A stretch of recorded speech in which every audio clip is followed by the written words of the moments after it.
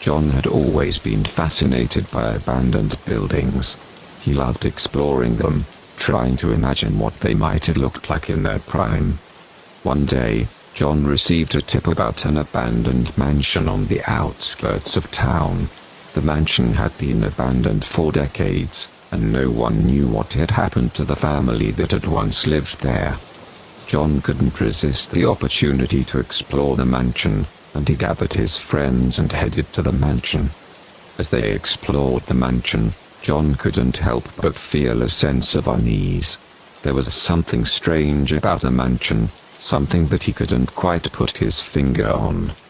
But as they continued to explore, they found something that shocked them to the core.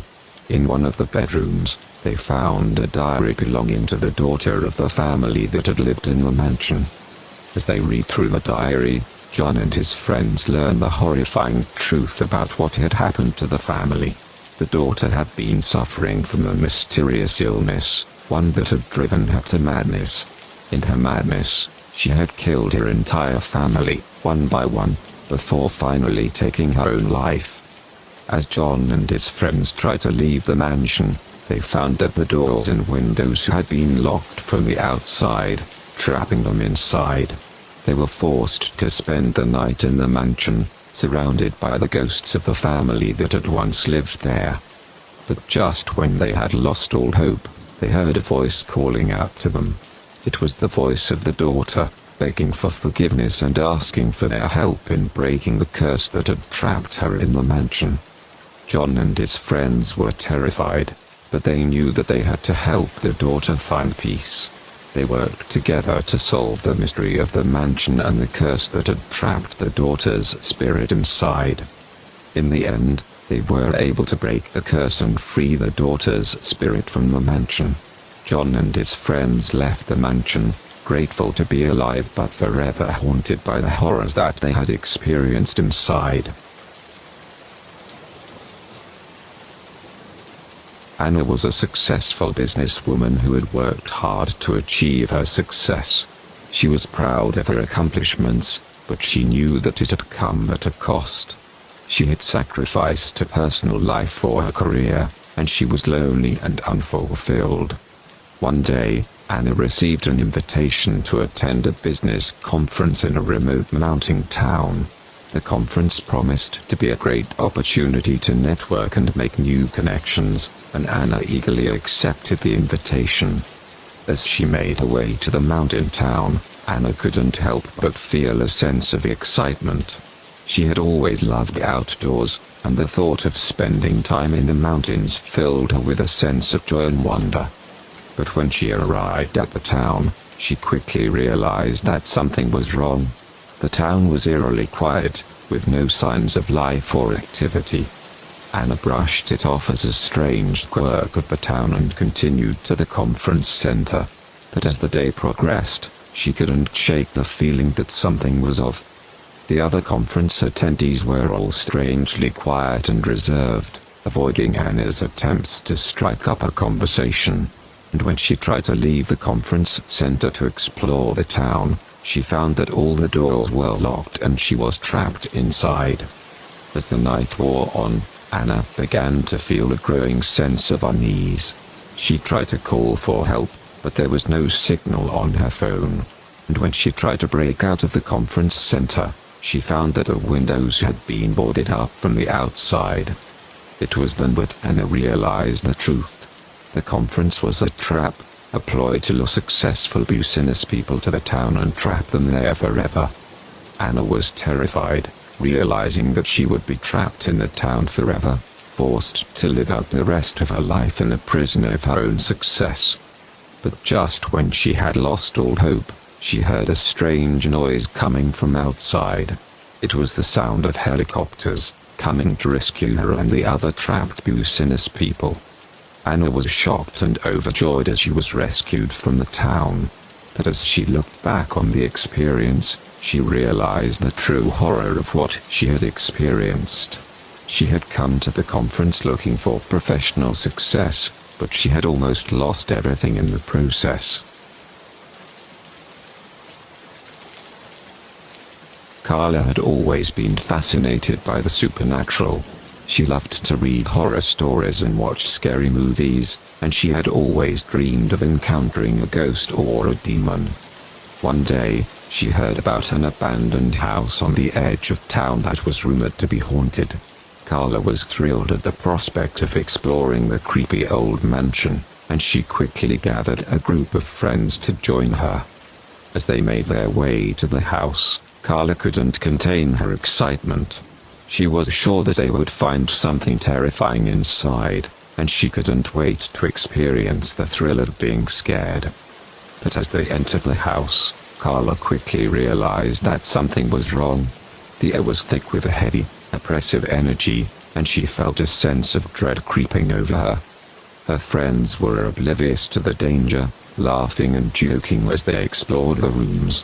But Carla couldn't shake the feeling that they were not alone in the house. As they made their way to the second floor, they heard a strange noise coming from one of the rooms. It was a low, guttural moan, like the sound of someone in pain. Carla's friends wanted to investigate, but she knew that it was a bad idea. She begged them to leave the house, but they ignored her, determined to find the source of the noise. As they entered the room, Carla's worst fears were realized. There was a dark, shadowy figure in the corner, writhing in agony. Carla's friends were terrified, and they started to run out of the room. But Carla stayed behind, drawn to the figure in the corner. As she approached the figure, she realized with horror that it was not a ghost or a demon. It was a human being, twisted and contorted in pain. Carla was horrified. She had come to the house looking for a supernatural thrill, but instead, she had stumbled upon a human tragedy. The figure in the corner was a victim of a terrible crime, left to die alone in the abandoned house. Carla's friends were shocked and horrified when she told them what she had discovered. They quickly called the police, who arrived to investigate the scene. Carla couldn't shake the feeling of guilt and shame. She had come to the house looking for a cheap thrill, but instead, she had stumbled upon a tragedy that would haunt her for the rest of her life. Sarah was a young girl who loved exploring the forest behind her house. She spent hours wandering through the trees, admiring the wildlife and picking flowers. But one day, as she was walking deeper into the forest, she heard a strange noise. It was a low growl, coming from somewhere in the bushes. Sarah froze in terror. She knew that growl could only belong to one thing, a bear. She had heard stories of bears attacking hikers in the forest, and she knew that she had to get away quickly. She turned to run back the way she had come, but to her horror, she saw that the path was blocked by a large, muscular bear. She was trapped, with no way to escape. The bear started to approach her slowly, its eyes fixed on her. Sarah closed her eyes and waited for the worst to happen. But then, to her surprise, the bear spoke to her in a human voice. "Don't be afraid," it said. "I won't hurt you." Sarah was shocked. She had never heard of a talking bear before. But as she looked closer, she saw that the bear wasn't a real bear at all. It was a man, dressed in a bear costume. The man explained that he was a hermit who lived in the forest, and that he had been watching Sarah for some time. He had seen how happy she was exploring the woods, and he wanted to join her. At first, Sarah was hesitant. She had been scared out of her wits, and the thought of spending time with a strange man in a bear suit didn't appeal to her. But the man seemed friendly and harmless, so she decided to give him a chance. They spent the next few weeks exploring the forest together. Sarah showed the man all of her favorite spots, and they had picnics and played games. Sarah had never felt so happy and carefree. But one day, as they were wandering through the woods, Sarah noticed something strange. The man had a strange glint in his eye, and he was looking at her in a way that made her feel uneasy. Suddenly, the man lunged at her, and Sarah realized too late that she had made a terrible mistake. The man wasn't harmless at all. He was a dangerous predator, and she was his prey. Sarah fought back as best she could, but the man was too strong. He overpowered her and took her back to his cabin deep in the woods. Sarah was never seen again. The man continued to live in the forest, dressed in his bear suit, waiting for his next victim to come wandering by.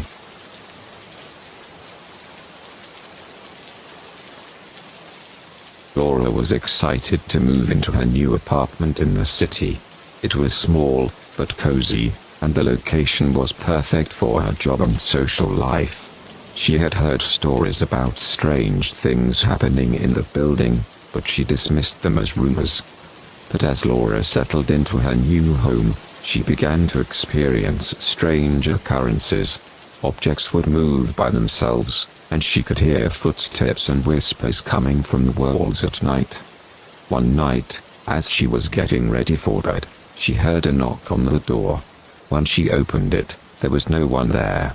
She was confused, but she shrugged it off and went to sleep. The next day, as she was leaving for work, she saw a note taped to her door. It read, "I'm watching you." Laura was scared, but she tried to rationalize it. Maybe it was just a prank, or a message left by a previous tenant. But the strange occurrences continued. Laura would wake up to find her furniture rearranged, or her clothes scattered around the room. She started to feel like she was losing her mind. One night, as she was lying in bed, she heard a voice whispering her name. She sat up in bed, heart racing, and saw a figure materialize before her. It was a woman with a pale face and dark hair, dressed in old-fashioned clothing. The woman explained that she was a former resident of the building, and that she had been murdered in Laura's apartment years ago. She begged Laura to help her find her killer, so that her spirit could finally rest in peace. Laura was hesitant at first, but she agreed to help the ghostly woman. She researched the history of the building, and eventually found evidence that led her to the killer's identity. As she confronted the killer, she felt a sense of satisfaction. The woman's spirit disappeared in a flash of light, and Laura was left standing alone in her apartment. But then, to her shock, she realized a twist in the story. The woman who had appeared to her wasn't a ghost at all.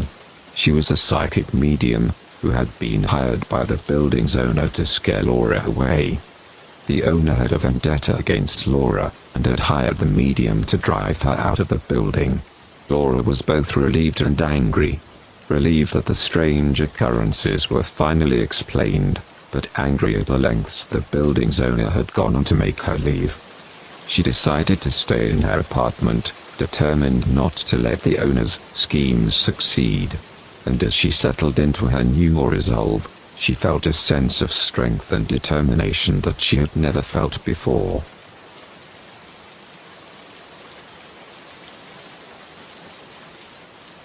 Jenny was excited to start her new job at the old bookstore in town. She had always loved books, and the thought of spending her days surrounded by them was a dream come true. But as Jenny settled into her new role, she began to notice strange things happening in the store.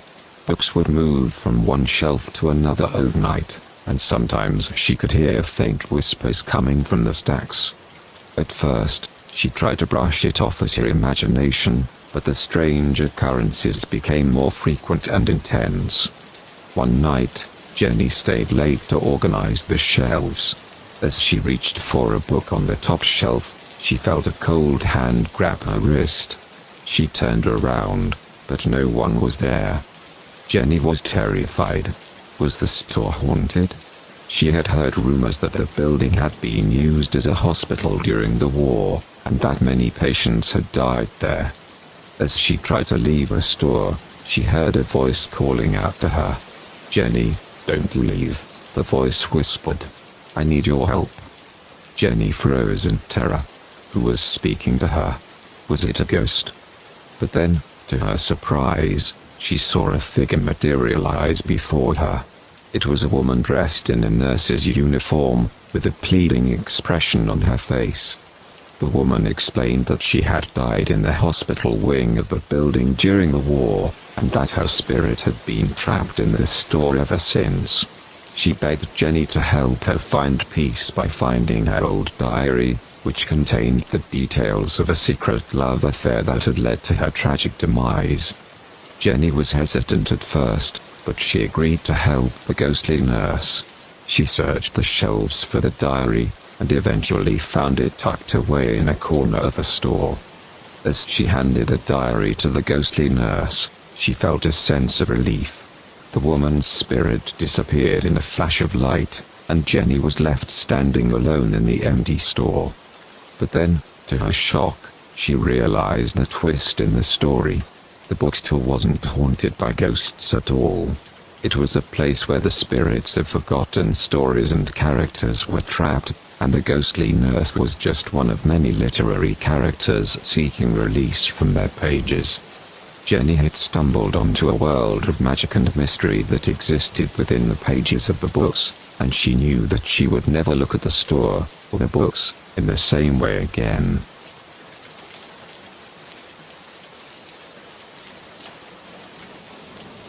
Samantha and her friends had always been fascinated by the old abandoned mansion on the edge of town.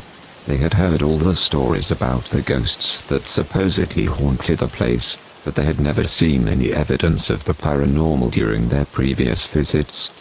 One night, Samantha and her friends decided to spend the night in the mansion, hoping to catch a glimpse of the ghostly apparitions that were set to roam the halls.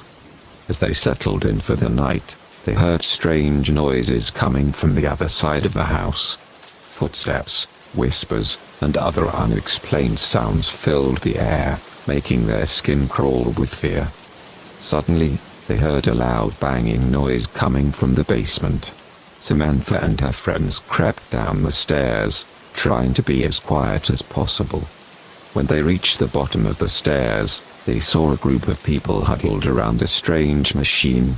The people were dressed in lab coats, and their faces were lit by the glow of the machine's pulsating lights. Samantha and her friends were terrified.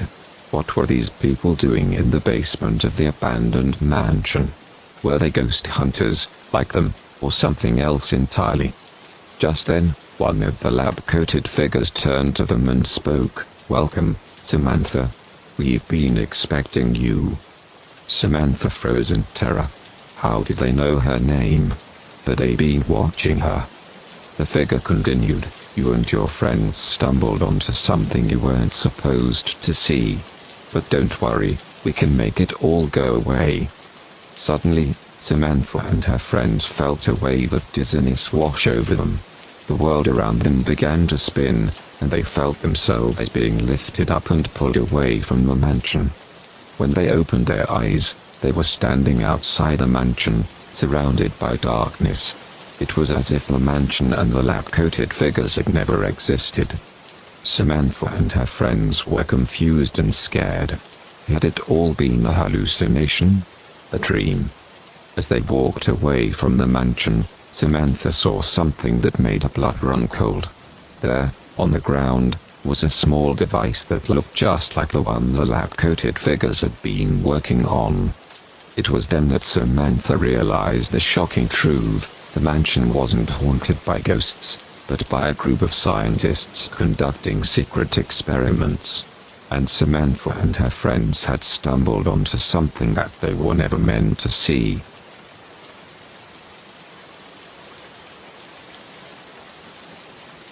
Ella had always been fascinated by the abandoned theme park on the outskirts of town. It had been closed for years, and the faded ride and crumbling buildings were a haunting reminder of the park's former glory. One day, Ella decided to sneak into the park and explore. She climbed over the fence and made her way towards the Ferris wheel, her heart beating fast with excitement. As she climbed onto the Ferris wheel car, she heard a strange creaking noise. Suddenly, the car jolted to life, and Ella was lifted high into the air. She tried to scream, but the wind was knocked out of her lungs as the car spun around and around. Ella closed her eyes, praying that the ride would come to a stop. When the ride finally slowed down, Ella opened her eyes and looked around. To her horror, she realized that she was no longer in the abandoned theme park. Instead, she was in a strange and unfamiliar world, with towering buildings and flashing lights. Ella stumbled out of the Ferris wheel car and onto the street. As she walked around, she realized that the people she passed were all staring at her in disbelief. She must have looked like an alien from another planet. Suddenly, Ella heard a loudspeaker announcement, "Ladies and gentlemen, we apologize for the technical difficulties on the ride. We have accidentally transported a park guest to an alternate dimension. We are working to rectify the situation and return her to her own world." Ella realized in horror that she was trapped in this strange world, with no way of getting home. As she walked through the unfamiliar streets, she knew that she would never be the same again. But then, just as she had given up all hope, something miraculous happened. Ella heard a familiar creaking noise, and she looked up to see the Ferris wheel slowly turning in the distance. With a surge of hope, Ella began to run towards the ride. As she climbed back onto the Ferris wheel car, she heard a voice in her ear, "You were lucky this time, but remember, not all rides are meant to be taken." With a jolt, Ella was back in the abandoned theme park, surrounded by the broken-down ride and empty buildings. She stumbled out of the Ferris wheel car and collapsed on the ground, gasping for breath. As she lay there, she realized the shocking truth: the abandoned theme park wasn't just a place where old rides went to die. It was a portal to another dimension, a dangerous and unpredictable place where one wrong move could mean the difference between life and death.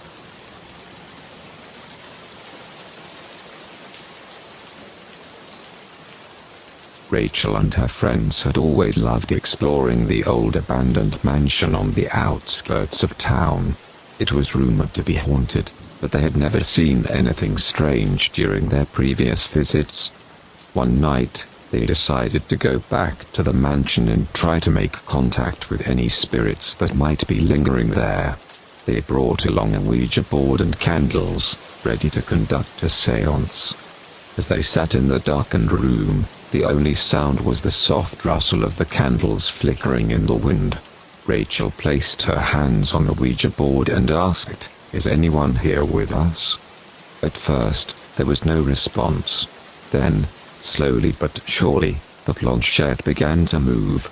Rachel and her friends watched in amazement as the board spelled out answers to their questions. But as the séance went on, the atmosphere in the room grew more and more tense.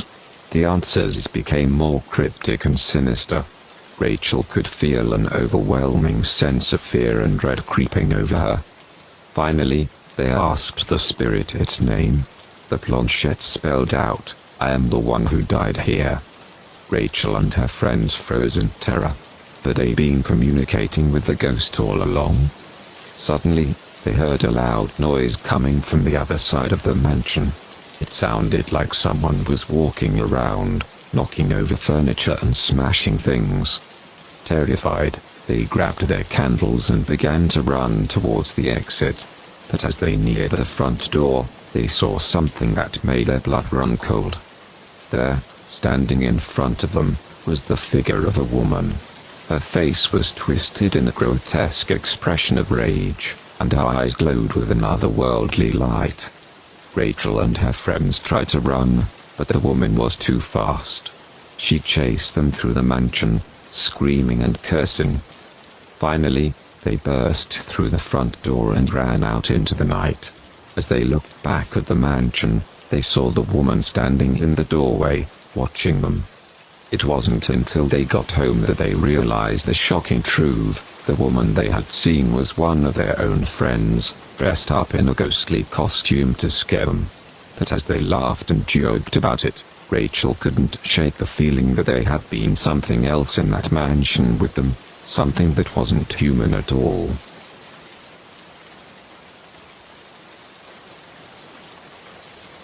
It was a dark and stormy night, and Sarah was driving home from her late shift at work. She had just moved to the countryside and was still getting used to the winding roads and creepy surroundings. As she drove down a particularly isolated stretch of road, she saw something moving in the distance. At first, she thought it was just a trick of the light, but as she got closer, she realized it was a woman standing in the middle of the road. Sarah slammed on her brakes, narrowly avoiding hitting the woman. She got out of the car and approached the woman, who was drenched and shivering. "Are you okay?" Sarah asked. The woman looked up at her with wide, terrified eyes. "Help me," she whispered. Sarah was hesitant to let a stranger into her car, but she couldn't leave the woman there in the pouring rain. She unlocked the door and the woman got in, gratefully. As they drove towards town, Sarah tried to make conversation with the woman, but she didn't say much. Sarah noticed that the woman's clothes were old-fashioned and torn, and she seemed out of place in the modern world. When they reached the town, Sarah pulled into the parking lot of a motel. "I can't take you all the way to my house, but you can stay here for the night," she said. The woman nodded and got out of the car. As Sarah drove away, she couldn't shake the feeling that something was off about the whole situation. The next day, Sarah went to the motel to check on the woman, but the front desk clerk told her that no one had checked in under the woman's name. Sarah was confused and worried. Had she imagined the whole thing? That's when she saw a newspaper on the counter. The headline read, "Local woman killed in car accident on isolated road." The photo accompanying the article was of the woman Sarah had picked up the night before. Sarah's heart sank as she realized the shocking truth. The woman she had picked up was a ghost, and she had been dead all along.